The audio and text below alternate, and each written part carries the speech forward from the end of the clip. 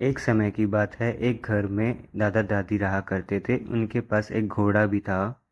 एक रात एक चोर उनके घर पर घुसकर चोरी करने की योजना बना रहा था। वहाँ पर एक भेड़िया भी छुपा हुआ था, वो उन दोनों को खाना चाहता था। ऊपर चोर इंतज़ार कर रहा था कि कब दादा-दादी सोएं और वो चोरी करे। तब दादी दादा से पूछती हैं कि इस दुनिया में सबसे ज़्यादा खतरनाक कौन है? तब दादाजी जवाब देते हैं, शायद से वुल्फ होता है। पर दादी कहती हैं कि उन्हें चोरों से भी बहुत ज़्यादा डर लगता है। दादी की बात सुनकर दादाजी थोड़े से घबरा जाते हैं।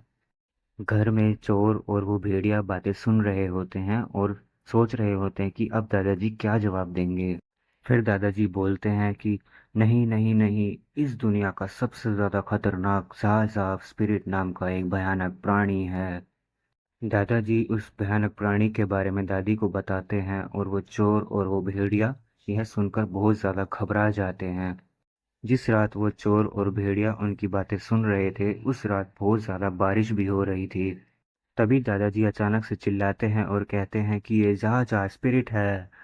वो चोर डर जाता है और नीचे आकर के वुल्फ के ऊपर गिर जाता है। वुल्फ बहुत डर जाता है, उसे लगता है कि जा जा स्पिरिट उस पर आ गिरी है। वो डर के मारे भागने लगता है। चोर उस भेड़िए को कसकर पकड़ लेता है। वो सोचता है कि ये दादा दादी का घोड़ा है। बारिश की वजह से दादा दादी के घर की छत से पानी टपकने लग जाता है। उन्हें लगता है कि ये ज़ाज़ा स्पिरिट का प्रकोप है। वो जहाँ जहाँ पानी गिर रहा होता है वहाँ पर वो छोटे छोटे बाल्टियाँ पोट्स वो लगा देते हैं। और दूसरी तरफ भेड़िया बहुत घबराया होता है, उसको लगता है कि ज़ाज़ा स्पिरिट उसके पीछे पड़ी हुई है, जबकि वो चोर उसको कस के पकड़ा होता है। भेड़िया बहुत घबराया हुआ होता है, उसको समझ नहीं आता कि वो अब क्या करे। तब वो कोशिश करता है कि उसके ऊपर से ज़ाज़ा स्पिरिट हट जाए।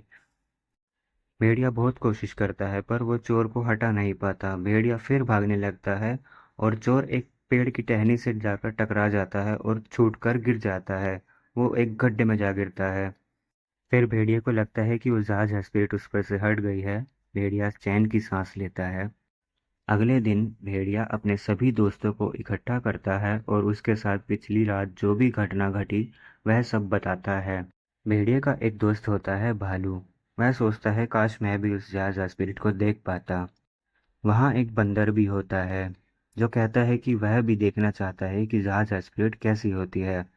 वह उस गड्ढे के पास जाता है और वह देखता है कि गड्ढा तो बहुत गहरा है। पहले वो अपनी पूंछ अंदर डाल करके देखता है कि गड्ढा कितना गहरा है। नीचे निराश बैठा चोर यह सोच रहा होता है कि अब वो बाहर कैसे निकलेगा। तब उस चोर की नज़र उस लटकती पूंछ पर पड़ती है। वह सोचता है कि यह रस्सी है। तब चोर उस पूंछ को ऊपर आने के लिए पकड़ लेता है। तभी बंदर चिल्लाता है, अरे नहीं, मेरी पूंछ जहाज स्पिरिट ने पकड़ ली है। बंदर भी घबरा जाता है। भेड़िया उसकी मदद करता है। बंदर अपने आप को छुड़वाने के लिए इतना जोर लगाता है कि उसका चेहरा लाल हो जाता है और नीचे चोर उसकी पूंछ को पकड़कर ऊपर आने की कोशिश करता है। बंदर की पूंछ चोर का वजन नहीं उठा पाती और अलग हो जाती है। चोर वापस गड्ढे में आकर कर गिर जाता है। बंदर और भेड़िया इतने ज़्यादा घबरा जाते हैं कि वो वह जगह छोड़कर बहुत तेज़ी से भाग निकलते हैं। उसके बाद वह दोनों बहुत दूर एक जगह पर जाकर रुकते हैं और बंदर देखता है कि उसकी पूंछ अब अलग हो चुकी है और उसका चेहरा अब भी लाल है।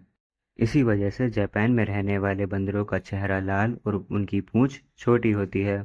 एंड आई होप आप सबको यह स्टोरी अच्छी लगी तो चैनल को सब्सक्राइब करें।